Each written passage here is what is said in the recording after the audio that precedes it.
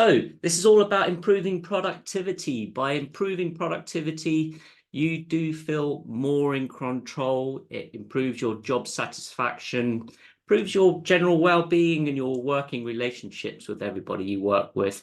Why am I qualified to talk about this? Well, I'm not a clerk. I don't have experience being a clerk, but I have a lot of experience running large teams all around the world.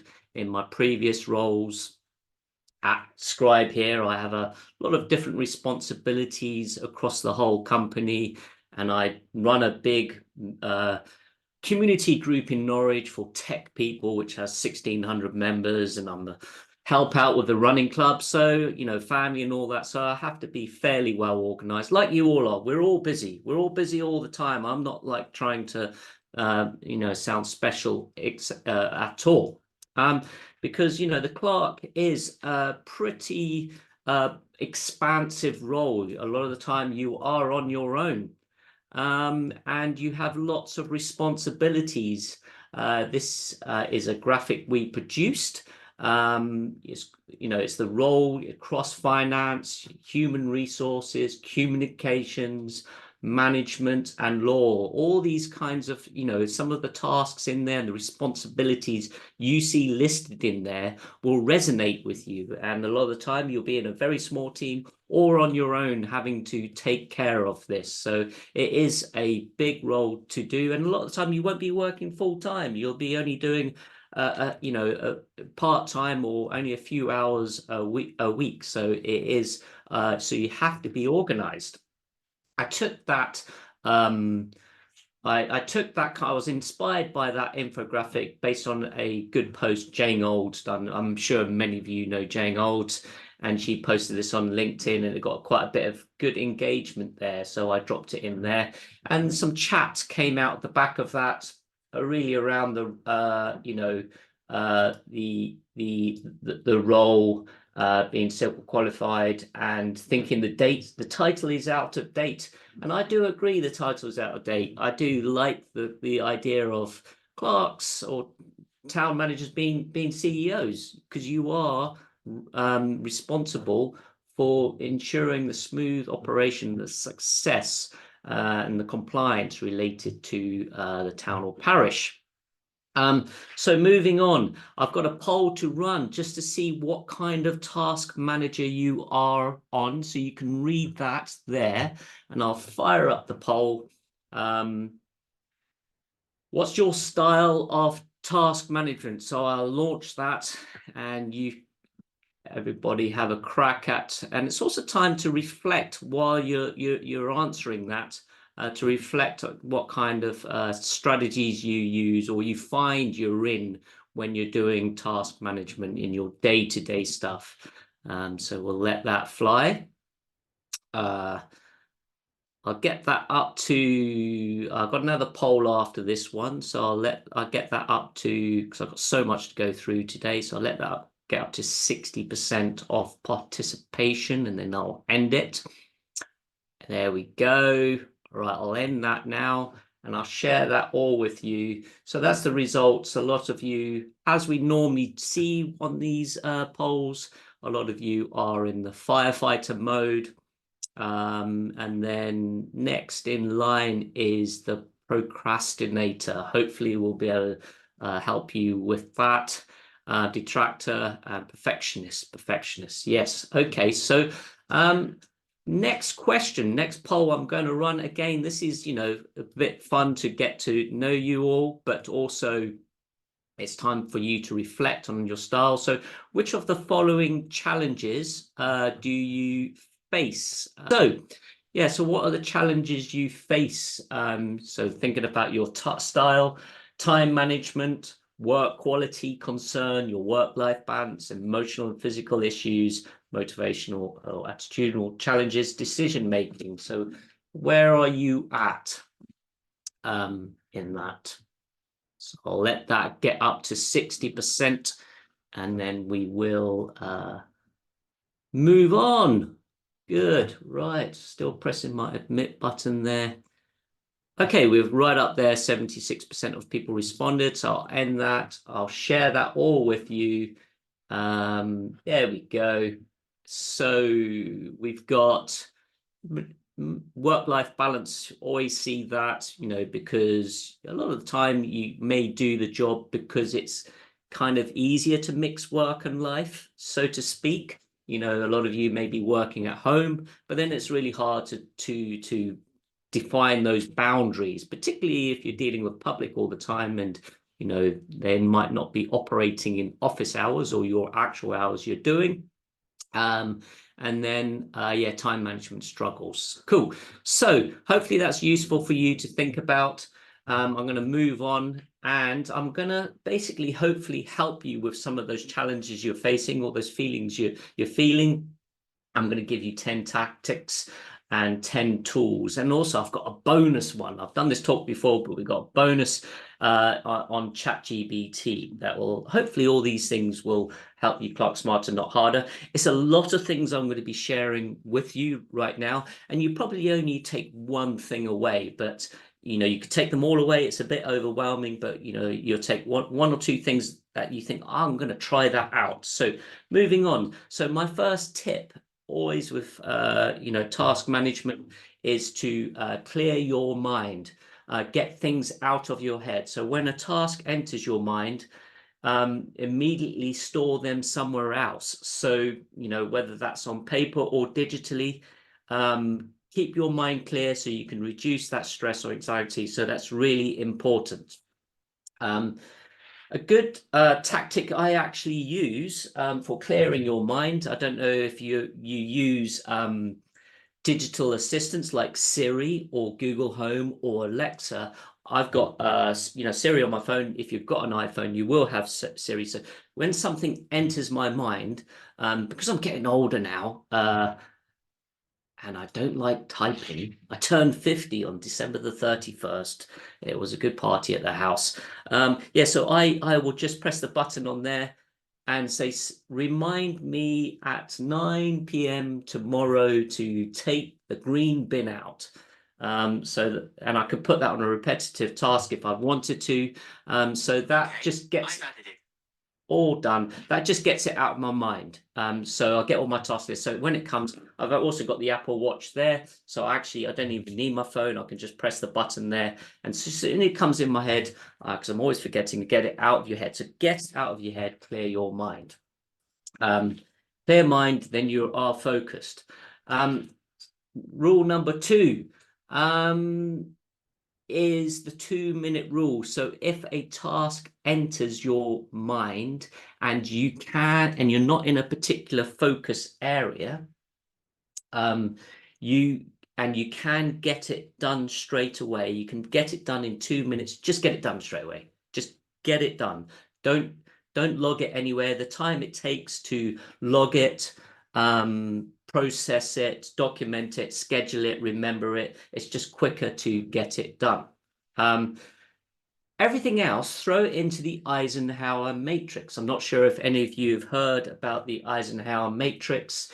It's in this 2x2 quadrant here. Do it, schedule it, delegate it, delete it. So you've got your important, urgent task in the top left-hand corner, important and non-urgent in the top right-hand corner, then non-important and non-urgent in the top bottom left and the top bottom right-hand corner. So some of the things that a lot of us, as you saw there, are working in the firefighting, and that is in the you know, emergency incidents. And a lot of the time we're working on firefighting when they're actually not an incident that requires urgent attention. And most of the time it's maybe down to poor planning, and it should pretty much be in the schedule it phase. So, you know, the urgent and important is something that, you know, like an emergency incident, maybe a scheduled task which has a regulatory deadline, such as completing your budgeting and forecasting, or submitting your annual return, your AGAR, etc. And then in the schedule, pretty much everything. I'll talk about how to, basically through the rest of the talk, I will show you how to kind of put things in the right box. And then a lot of people delegate it. Is a lot of people do a lot of work in the delegate, which stuff could be delegated. It's not necessarily to individuals, because sometimes you don't have a team to do it, but you could delegate it to tools to do that. So I'm going to share some tools there. And then we also know the delete it, some of our guilty pleasures that we have that we should actually try and delete. So I'll go through on that. So this is a very good one that works for a lot of people, is eat that frog. That's a productivity tip for you. So when you turn up in the morning, don't jump in and answer all your emails and do all your correspondence. Think about the hardest task, the most important task, and almost the worst task that you have to do. And this is your frog. It's not, you don't want to eat that frog, but you got to get it. So tackle it first thing in the morning, and kind of you want to prepare that task actually the day before, if possible, or while you're going to work in the morning. So you just get in, log in, and just get that task done. So you've already got a win in the bag straight away, and it's your most important tasks that you need to do, and it's kind of the hardest thing. If you combine that with other concepts, the Pareto analysis, where you know, 20% of our action responsible for 80% of our outcomes. Deep work, get focused. These are other things that you can look into. And the Parkinson's law on the next slide. The Parkinson's law is a great one in that the longer that you have to do something, the longer it takes. So I set artificial deadlines sometimes for myself. So if I've got to get something done and it involves other people and I need to share it with them, I'll just book that meeting in tomorrow at 3 p.m. and I'll invite my colleague Jane or Jess or whatever, and then I've got to share something with them to get them feedback, get a decision, and I'll just book it in. Then I have to do it. So, and then the speed it takes it reduces. Have a to-don't list. So we also have to-do lists. Have a to-don't list, and so you can put down some rules for yourself, rules of engagement for yourself. This is kind of maybe a little bit personal for you. I mean, you might have particular rules. You know what, where you get distractions or you get distracted, and you can put them on there and try and stick to that rule. So this is a nice 1-3-5 rule in terms of task management. It goes up to the Eisenhower Matrix, the one big, where you have one big thing you want to get in a day, 3 medium things, and 5 little things. And the big thing is that eating that frog. So you could create this the day before or in the morning before your day of work, but actually it's always best to do it the day before. And it's your little task list of the things that you want to get done. And it, by checking that, everyone loves a list. Everyone loves a checklist. So it's that one, eat that frog that you want to get done, and 3 medium things. I'll put some examples of examples in there, and then 5 little things in there. And if you I don't know if you're familiar with the Pomodoro technique.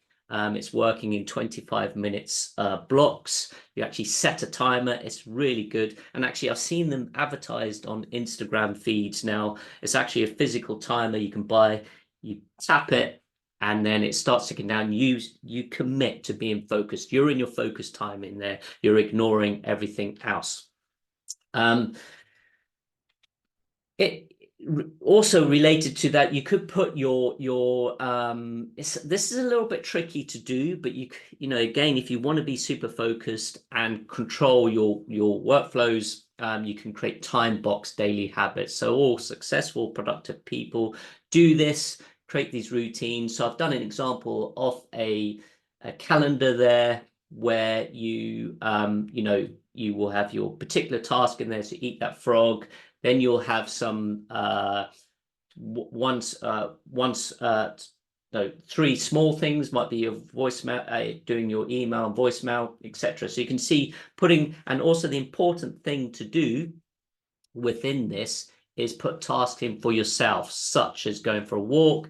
Like my team members, they will put their lunch in their calendar, so we all try and respect that.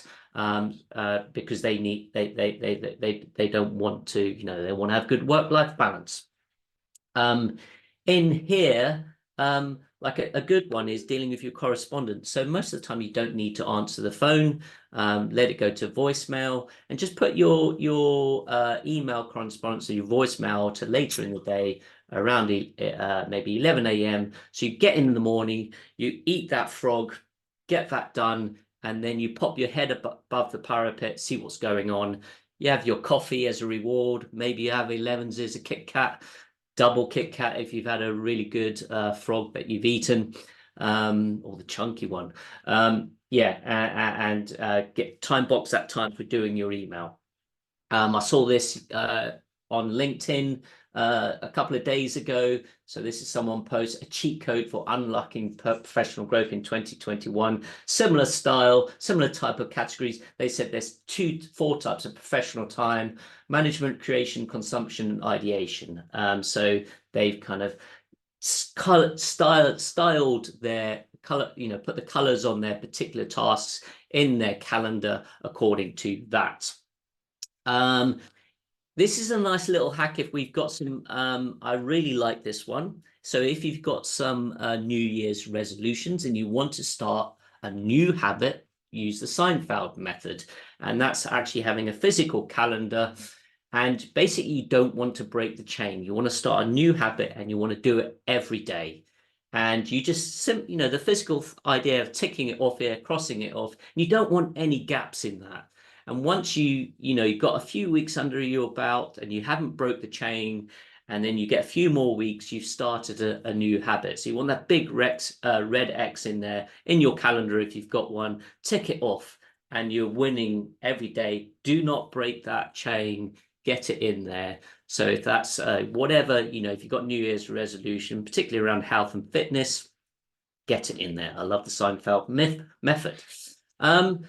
I'll go more in about this maybe a little bit. No, I won't go on ChatGPT. It's in future talks, but always think about increasing your the ability for other people to self-serve. So I've done an example of here of an email response that you might have. So often, like, you've got your auto reply on your council email, and it'll say, oh, my hours are this. I'll get back to you as soon as I can. But you should maybe use that auto reply as an opportunity for the people contacting you to organize, to self-serve, to sort themselves out. So you can, like here, I've got FAQ. So if you're getting frequently asked questions and you'll find that you're always answering the same question, just update if you're able, on your own website, update the FAQ. So that's at the top of it, so you're always updating and if you get a question in and your FAQ didn't answer it, just throw it in there. So people that come in, hopefully they'll be able to answer the question themselves. If you're running something special here, like you're doing a special looking for volunteers for your Christmas lights committee, you can have a link to a document there that's like something that's happening right now, and then a link to a form for people to sign up for it. So they're taking care of themselves. They read the information, they sign up for it. You don't have to do back and forth emails regarding that one.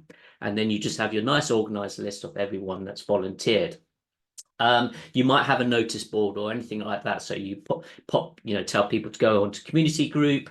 And then if they want to book a meeting with you for particular reasons, you can have a Calendly link. I'll show you that in a minute for people to book in for a chat. So that you always got to think about constantly updating your auto reply to hopefully people can answer their questions first thing. So right now I'm going to get, those are some tips. Now I'm going to go into tools.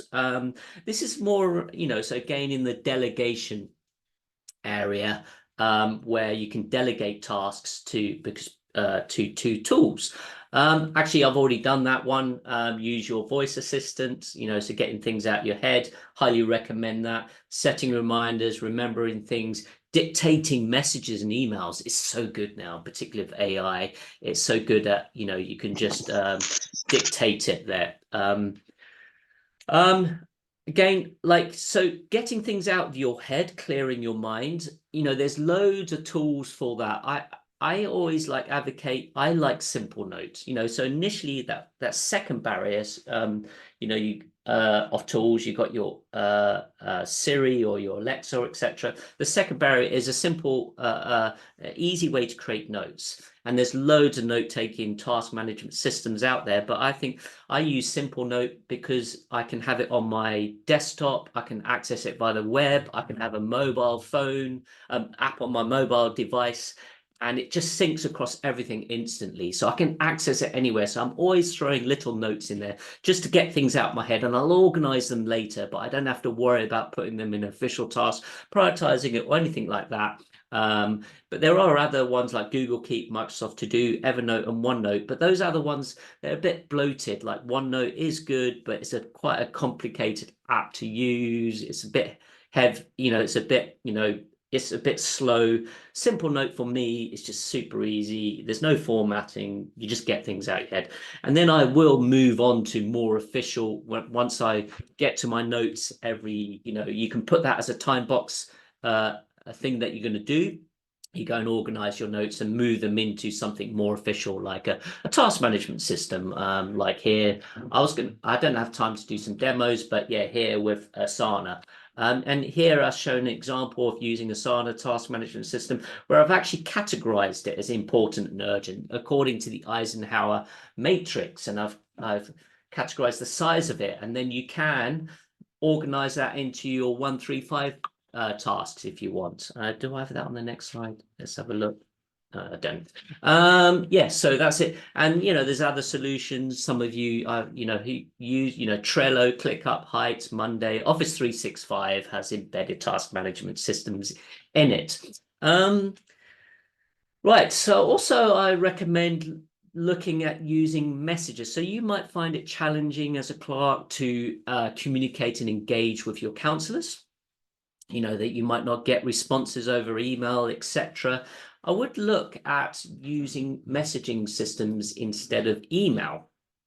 You can actually, with WhatsApp now, they do actually have community groups as well. You could actually expand it to your residents, but don't worry about that for now. But particularly maybe dealing with your actual team or your fellow and your counselors in look at using WhatsApp. So it's just faster way to communicate. You normally get quicker responses compared to email because it just pops up on people's phone. People just tend to respond to messages a lot quicker than email. They'll leave it in their inbox.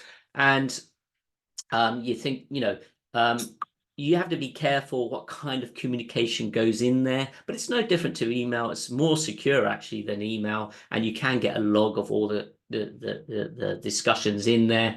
And you could have a WhatsApp policy. So look up Miscellany Parish Council WhatsApp policy. They've written one, so I highly recommend that if you want to work more productive with your fellow team members. Definitely, I've got here is online collaboration using tools like Office 365. We use Google Docs a lot.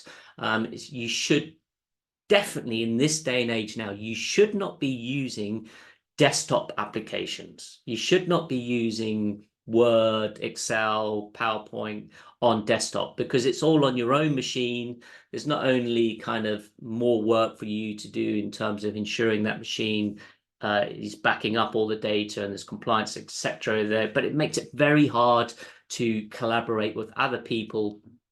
And then you're getting multiple copies of the same Word doc all over the place, etc. So you should be looking at moving things into the cloud, online collaboration. You can log in from anywhere. Like any of my team members now in the company, like Tracy, she had her basically laptop has died the other day. And there's no, she just buys a new laptop and logs in. It's all there. She doesn't have to, it's so easy to set up it's not even set up. You just buy the laptop, go into your web browser and log in, and everything is there, so you don't have to worry about anything like that. Or if a laptop died, and she wanted to carry on working, she could use her daughter's laptop for the rest of the day, so do highly recommend it. And it's great for GDPR client compliance, version control, etc. So you should be looking at that. Scheduling stuff.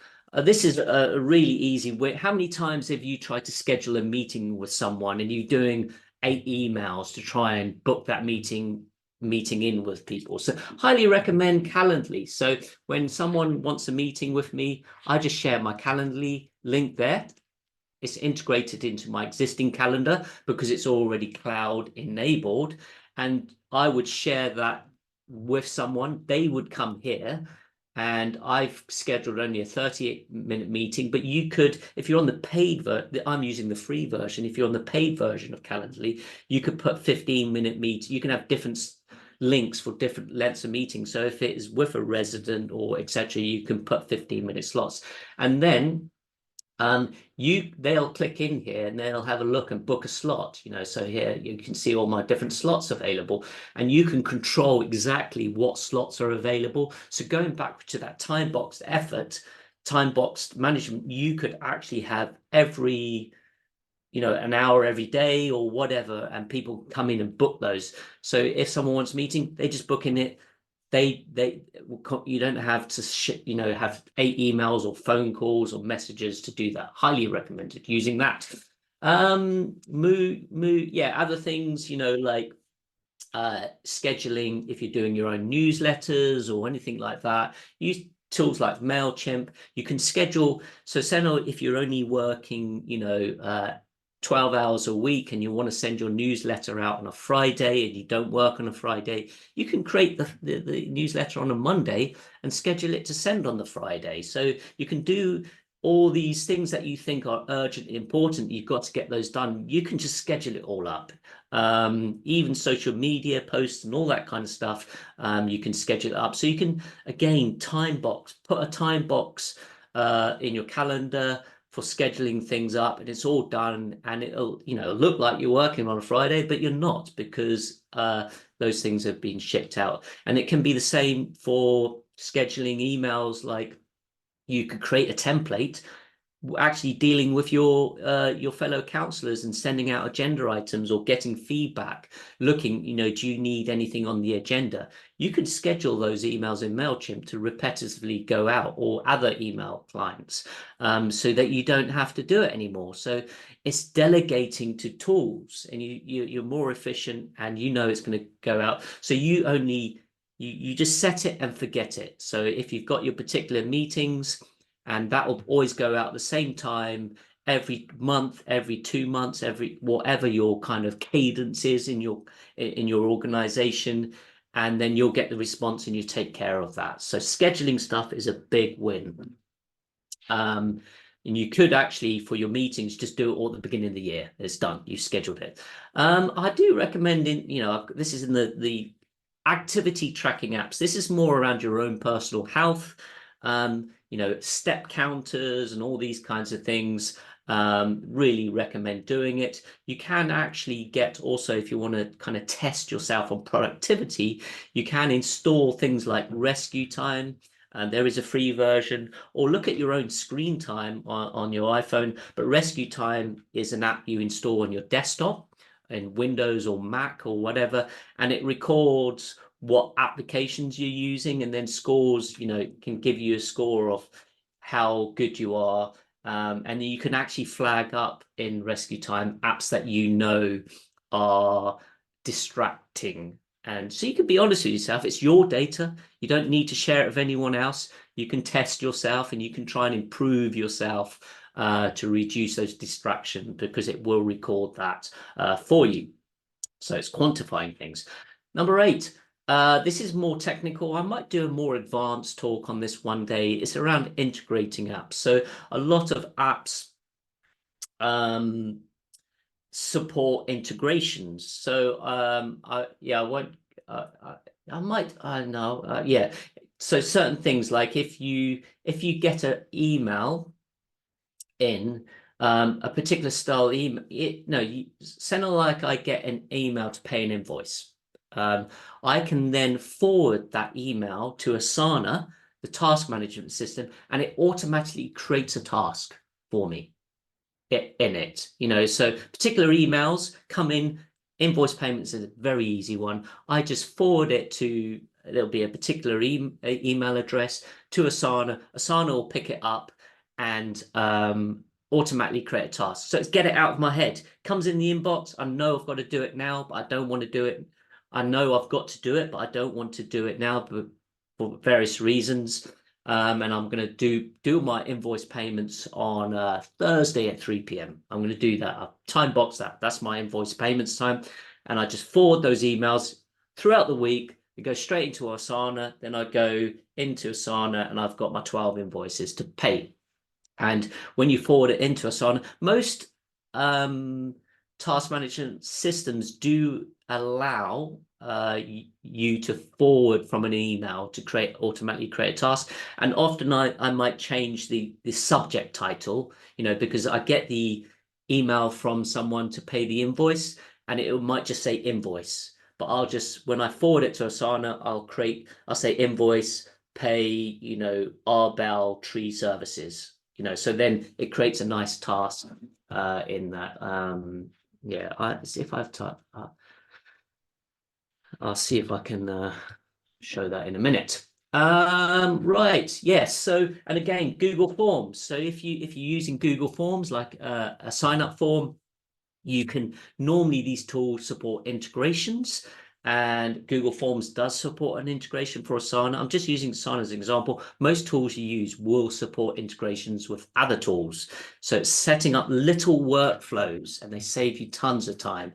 So say now you have someone wanting to be added to the waiting list for an allotment or something like that. You can create a form for that, and that can create a task for you in Asana to process that, unless you have a dedicated tool.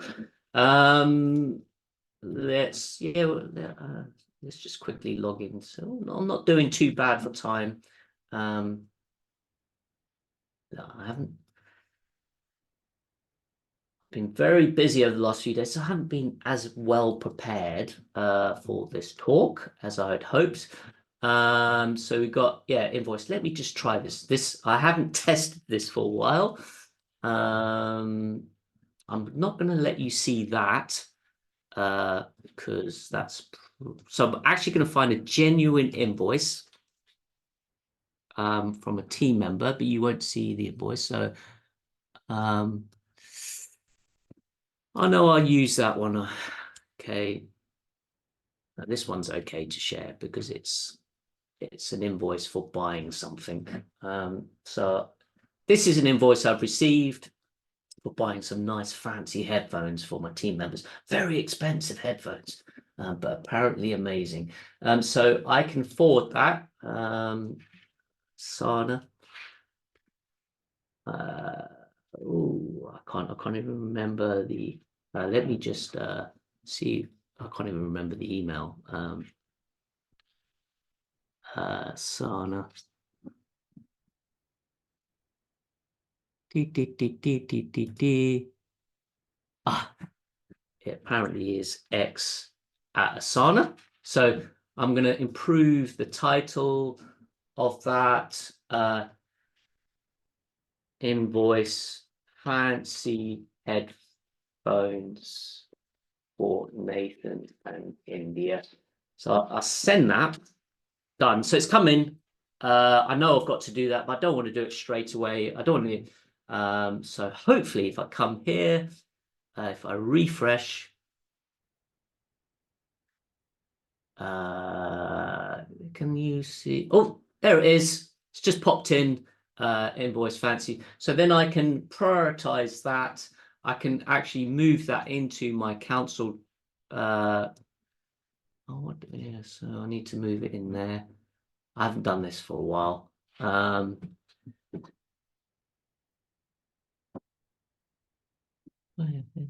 Does it not support dragging it into my? There's a way. Oh no, yeah, add it here. Day worth into my council. So you can have your own personal tasks. So I said no, that's work. So I'll pop that in there, and I'll come in, and it's on the board here. Tasks. I could, and like I could say that's in progress, or move it back, or I could look at it in a list view. I could say this is not urgent, not important, you know, and then I could maybe deprioritize it, move it down here or whatever, you know, all of that kind of stuff. So that's just one example of it. Right.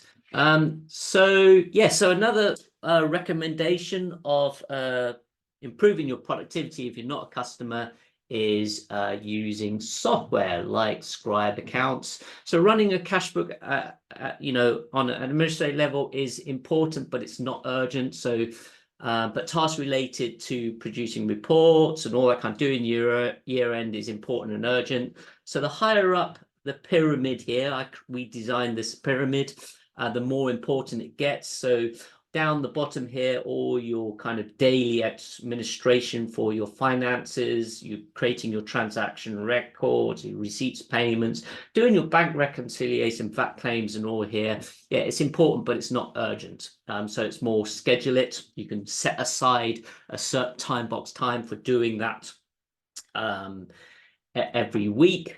And then, you know, when you need to do maybe reporting or you need to do your making tax digital or doing your AGAR account statements and all that, it becomes important and urgent. So the higher up here, it can be a bit more stressful and anxiety, particularly as it comes up to year end, as we're all entering that kind of phase now over the next few months. So with Scribe accounts, where am I?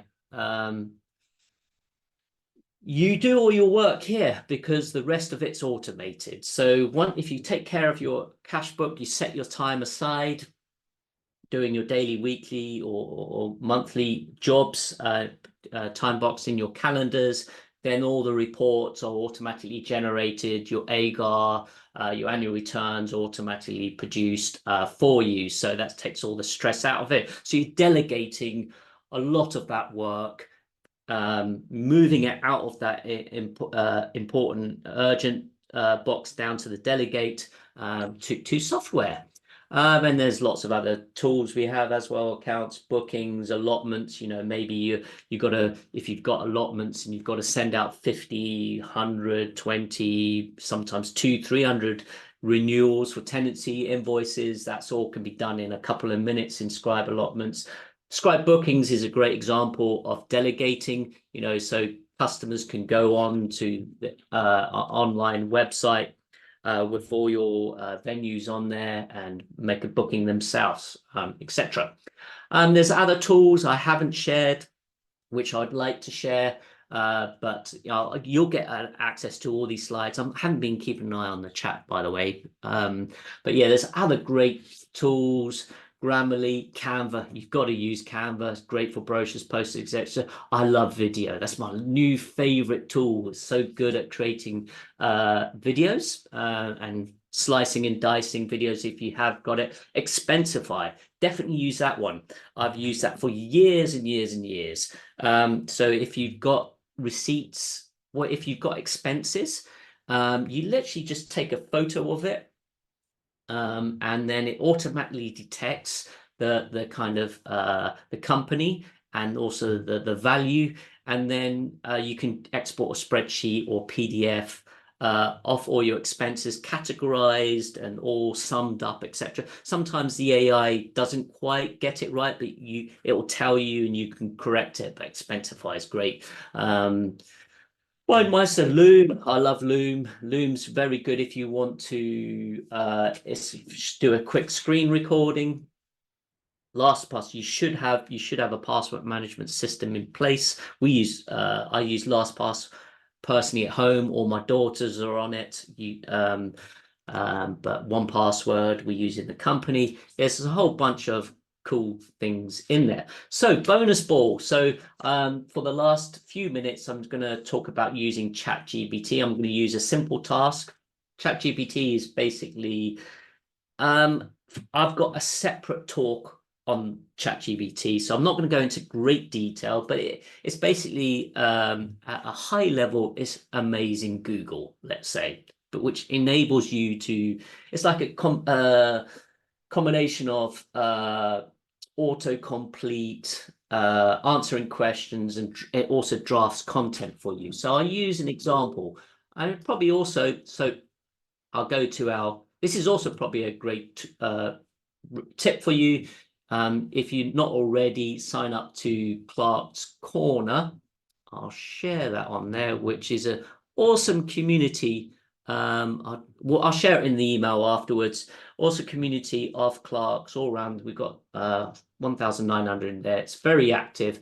People asking questions all the time. So you can see here, John Cooper has asked, does anyone have a risk assessment for Carol Service Outdoor Excellence event? So ChatGPT could help with that. But first, let's just show you it. So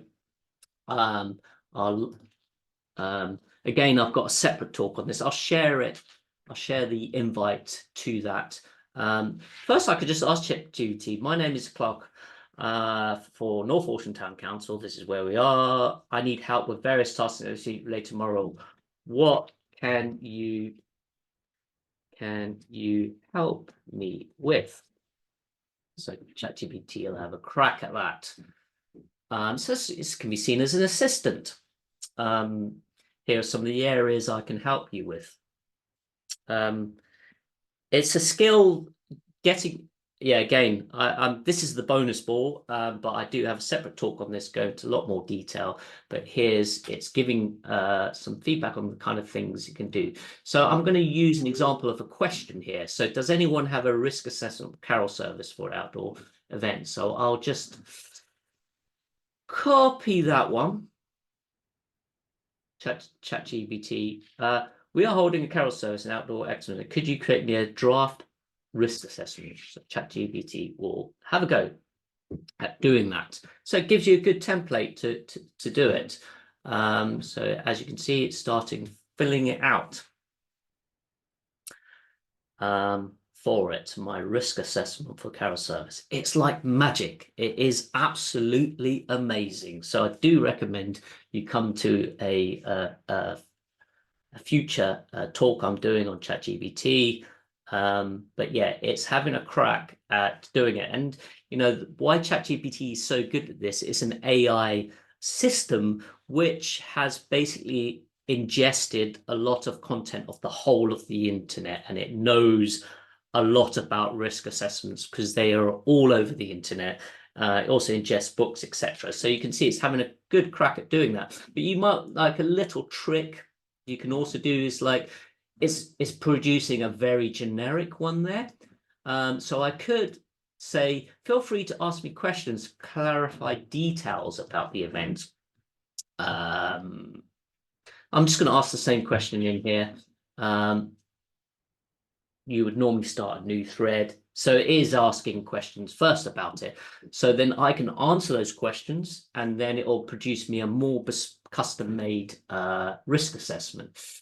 So let me just have a crack at another question in here.